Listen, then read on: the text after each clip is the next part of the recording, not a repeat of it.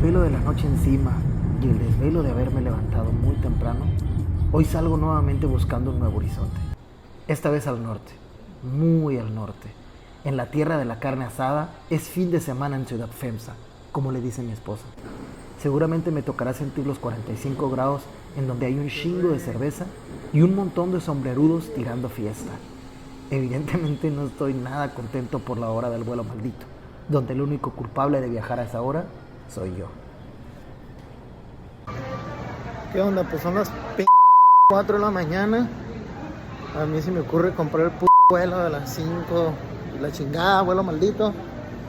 Pero pues tengo aquí este colchoncito que le robé a mi esposa.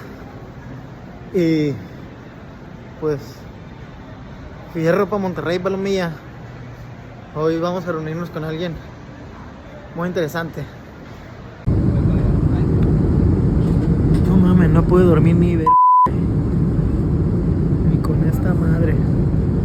Pero ventajas del insomnio.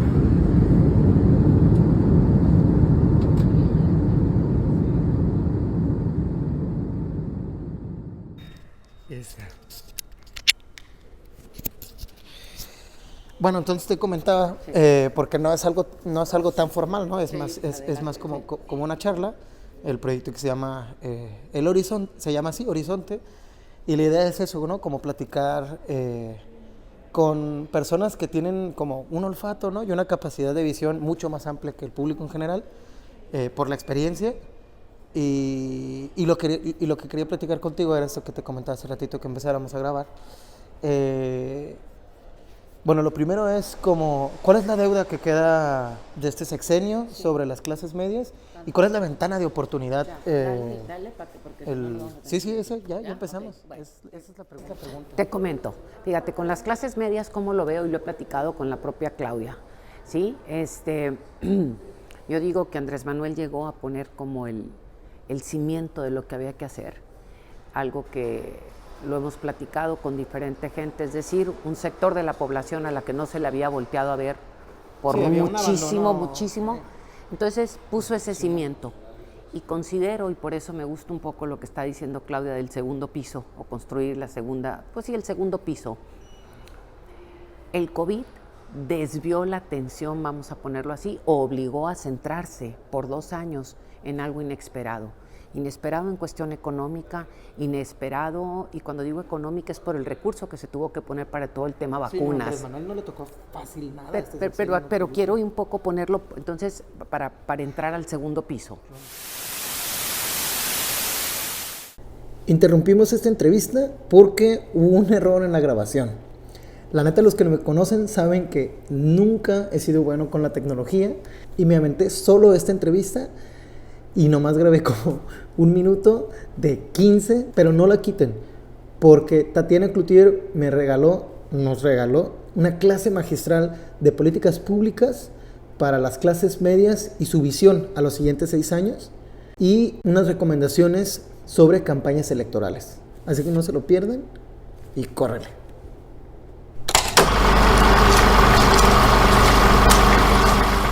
Entonces, decir, se desenfoca esta parte o te obliga a poner la atención y el dinero en otras cosas y no se pudo ver el horizonte, vamos a ponerlo así.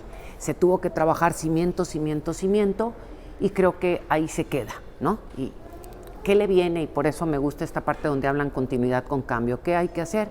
Consolidar esto que se tiene o con lo que se trabajó como primer piso, ir al segundo nivel, que es la construcción de oportunidades para quienes movemos al país. Y cuando digo quienes movemos al país, somos el grosor que viene siendo la clase media. Y en este sentido estamos hablando de pymes, ya no de la MIPYME, sino estás hablando de pymes, empresas que son, si estoy hablando de pymes, no voy a hablar de la MIPYME, estaríamos hablando a lo mejor de un 60% en el país, y este 60% requiere, y cuando digo apoyos no estoy hablando necesariamente de dinero, estoy hablando de apoyos de más capacitación en todo lo que es el financiamiento, en el manejo del financiamiento, oportunidades en el financiamiento, porque hay aquí un doble lenguaje cuando dicen requerimos financiamiento, pero por otro lado te dicen los bancos no me piden. Entonces hay algo ahí que no se ha podido puentear para decir por qué no se escuchan unos a otros o qué le falta a uno que el otro no cumple, ¿no? Entonces creo que esa es una parte importante. La otra es planeación, uso de tecnología dentro de las propias pymes, y esta facilitación que ya se dio en una primera etapa para el pago de impuestos tendría que hacer que otros negocios se formalicen y la formalización no le cueste tanto a quienes cargamos, vamos a decir, con el país económicamente hablando en términos de impuestos, ¿no? Creo que estas son algunas de las cosas que habría que hacerse en ese sentido. Y por otro lado, hay algunas tareas en donde están pendientes y tendría que ver con la parte de salud. Y me encanta cuando Andrés Manuel dice el horizonte es un Dinamarca, porque no es el inmediato. Entonces decir, bueno, tenemos más gente entrando al IMSS, tenemos más gente entrando al derecho que se tiene.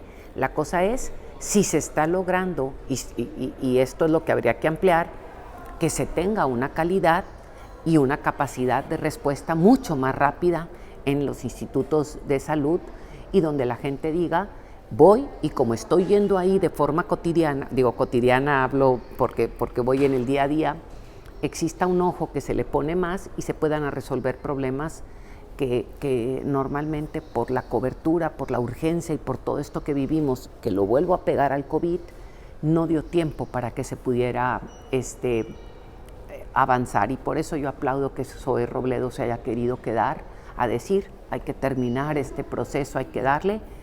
Y por otro lado, en esta parte también del tema de las clases medias entran temas que comentábamos ahorita. ¿Cómo le vamos a hacer si tenemos un gran problema de movilidad en el país? Para no repetir, y esto no creo que es un tema federal, creo que es un tema municipal y estatal en términos de la movilidad, ¿no? En términos de movilidad estoy diciendo, ¿cómo le vamos a hacer para que más gente quiera usar el transporte público si el transporte público no es, voy a ponerlo, no es una invitación a utilizarse, sino orilla a quien no tiene cómo moverse a que lo use, ¿no? No en todos los lugares, pero en la mayoría. ¿A qué me refiero con esto? Y te pongo el ejemplo de Nuevo León. En Nuevo León tenemos un transporte público de primera, de segunda y de tercera.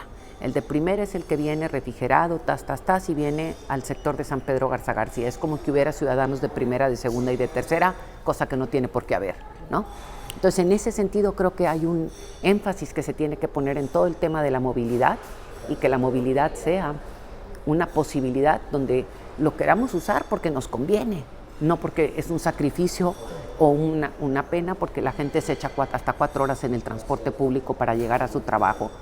Y esto es algo que me parece que tiene que darse en los contextos estatales y en los contextos municipales, y quitarse el control que se tiene a que ha sido el transporte público, vuelvo a decirlo, lo cuento por Nuevo León, al final de cuentas el paquete controlado por centrales obreras o por... Pero es la historia de todo el país, ¿eh? O sea, bueno, el transporte público concesionado ha generado esas dinámicas, ¿no? Y entonces, digo, pero sí, entonces te digo, creo que en esto el Estado, y cuando hablo el Estado, hablo los estados, el Estado, la autoridad, tiene que tener un poquito más de valor y visión de qué es lo que tiene que hacer al respecto. Y aquellos lugares, llámense ciudades, que todavía están más pequeñas y que no entran en esta problemática, pero tienen el problema frente a ellos, aprendan de lo que no se hizo en otras. Y lo pego con la vivienda, porque creo que va de la mano y también va con los municipios y los estados.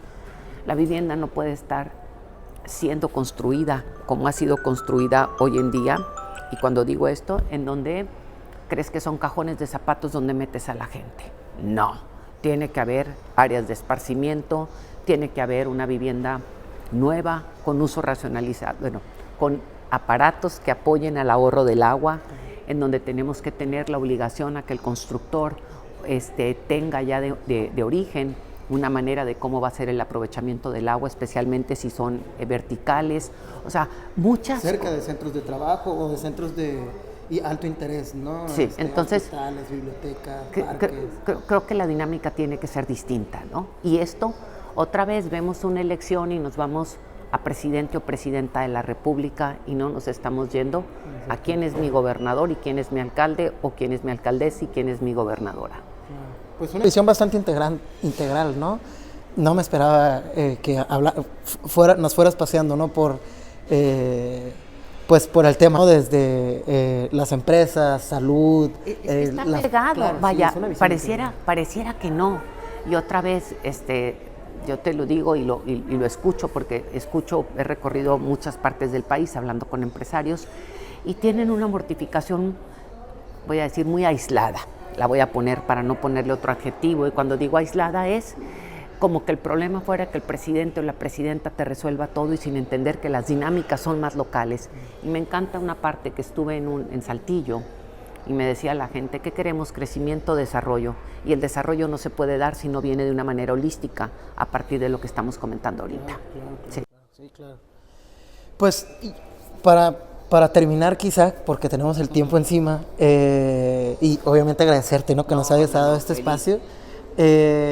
Viene el 2024, hay mucha planeación estratégica que hacer en tema territorial y en tema de aire, ¿no? Para quienes van a estar dirigiendo campañas electorales, y muchos va a ser su primera vez, otros nos ha tocado vivir la derrota y la victoria, pero eso nunca te hace faro de Delfos, ¿no? Uno no sabe qué futuro hay. ¿Y qué tú nos recomendarías a las personas que vamos a estar en el proceso electoral, a quienes van a estar dirigiendo su primera campaña? Voy a decir, fíjate, y voy a parafrasear a Santiago Pando. A Santiago Pando decía Santiago, esta parte que lo importante, dice Santiago, que él había dejado, o sea, que para él era muy importante, había tenido una reflexión, y yo la voy a poner en el contexto de mis palabras, pero decía, no podemos vender productos con empaque que no tengan sustancia, ¿no? El pastel lleno de caca abajo no se puede, ya el betún no es suficiente. Entonces tenemos que ser más consistentes y más congruentes quienes dirigen campañas o no. Es decir, yo no podría, ¿sí?, vender un pastel por más bello betún que tenga si la caca está dentro. Entonces mi invitación más que qué hacer sería vender producto real y ser ingenioso en la venta del producto, vamos a ponerlo así. Y aquí, más que a dirigirle a quien le vendes, es al escucha.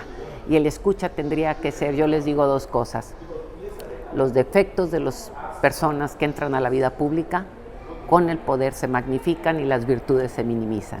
Entonces analiza y decir voto informado, ¿sí? Voto informado, y el voto informado con B chica te da voto con B grande y con B chica. Y eso es lo que hay que hacer.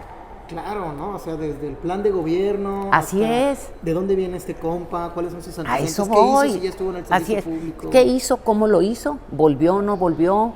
¿Regresó o no regresó? ¿Cómo votó en esto? ¿Cómo votó en aquello? ¿Qué es lo que están ofreciendo? Y repito, la presidencia es un tema fundamental, importantísimo, pero no necesariamente está vinculado a lo que pasa en el municipio. En el municipio, tú sabes perfectamente qué me importa si el bache, si la policía... Se muy básico, que son los servicios, pues, agua, basura, Sí, iluminación. Así es, ¿no? Que bueno, cada quien habla como le fue en la feria, ¿no? Yo personalmente, allí en La Paz, en Baja California Sur, hubo mucho, o sea, nos volteó a ver mucho el gobierno federal, como hace sexenios que no sucedía, ¿no? Creo que el programa del plan de mejoramiento urbano también cumplió esa... Que creo que ahí voy, tiene que haber esta vinculación. Es decir, la planeación urbana que puede venir a partir de las políticas públicas federales, la coges a la realidad local. A eso es a lo que me refiero, ¿no? No es decir, es que a ver qué me resuelven arriba, no. Es mi realidad local es esta, me vincula como está la ley y actúo en consecuencia. Y creo que en eso Román Meyer ha hecho un trabajo extraordinario. Sí. Pues bueno, estamos al final de esta conversación. Tatiana, no sé si tú traes algún tema que nos quisieras compartir para cerrar. La verdad es, para mí sería importante cuando estamos hablando de todo el tema de redes sociales, no podemos, repito, votar por el más payaso o la más payasa, sino tenemos que votar por sustancia y por lo que hay en un programa de gobierno. ¿Sí? Okay. Muchísimas gracias. Muchas gracias. Pues bueno, esta es la entrevista que tuvimos con la compañera Tatiana Cloutier, con la amiga, ¿no? También. Y pues síganos ahí en redes sociales, sigan también las redes sociales de Tatiana. Ayúdenos a compartir esta entrevista, pónganla de fondo si no quieren estar viendo el celular o la computadora. Y pues nos vemos en la siguiente entrevista de El Horizonte. Bonito día, bonita mañana o bonita noche.